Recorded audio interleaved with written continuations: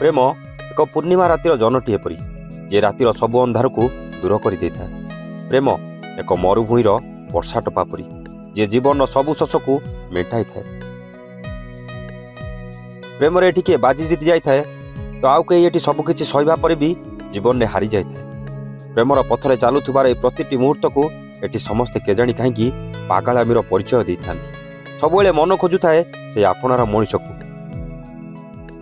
कहीं जे समाज दूरे दिए तार उत्तर आज भी अजणा ही रही जाइए। आज निशार किछिटा विश्वास भांगिबा सहित ता भल पाइबार आयुष भी जेमिति शेष होगाक बसी।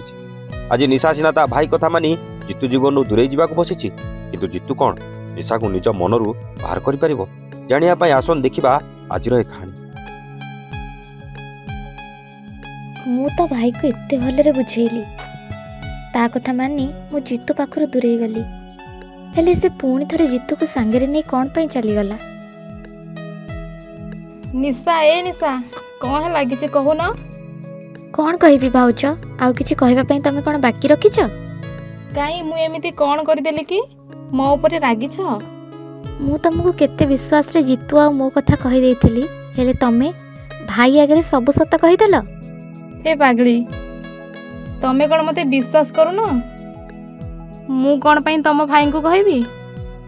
आ मु भी तो ए विषय रे किछि जानिनी। जानि न माने ताहले भाई हम कथा केमती जानला?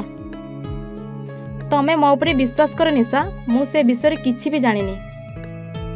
हेले भाई मते लागुछि जितुर केही सांग तम दुई जनक कथा तम भाई आगरे कहि देइथिबो, आ सेथि पई आ किंतु आम दी जनकर कथा तो केही भी जानि नाहंती, की कोन पई कहबो?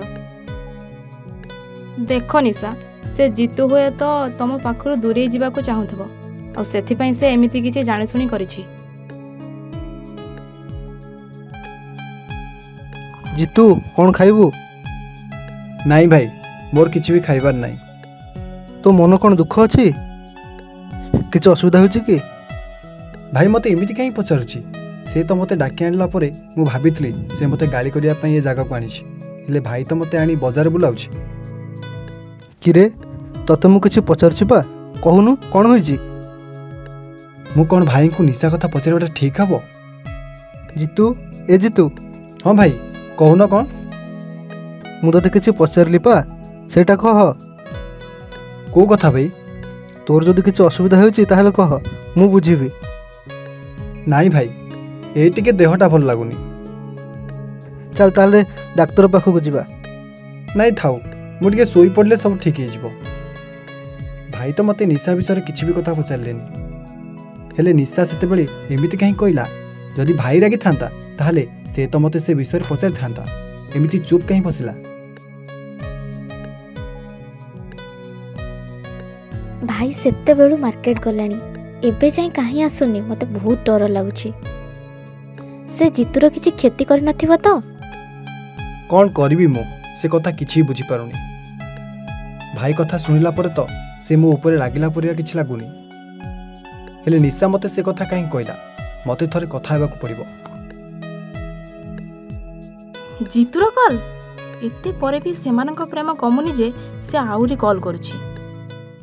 हेलो हाँ जितु कह कौन हैला? भाउज निशा नाही कि? सबुदिने तो कॉल कले मो सह कथा हुआ, आज कौन सीधा सीधा निशा को खोजलानी? तुमको निशा किछि कहउतला कि?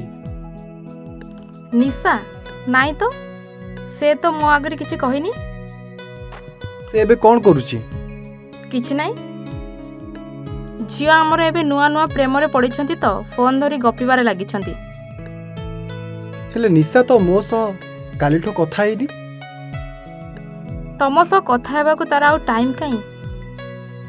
ओहो भाउज कौन जे कहउछ मु किछि बुझी पारुनी। से कौन तुमको आम कथा किछि कहिनी? तम कथा से तो सेमिति किछि कहिनी। हौ मु रखुछि, बो डाकिलेनी कोन काम अछि।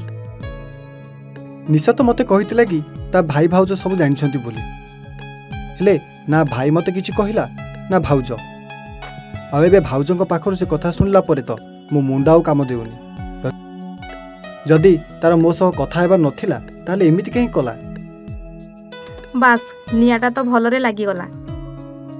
ସେଦିନ ମୋ ଭାଇକୁ ମନା କରିଦେଇ ଏ ଜିତୁକୁ ବାହା ହେବାକୁ କହିଥିଲୁ ନା? ଏବେ ମୁଁ ବି ଦେଖିବି ତତେ କୋଉ ଜିତୁ ନିଜର କରୁଛି।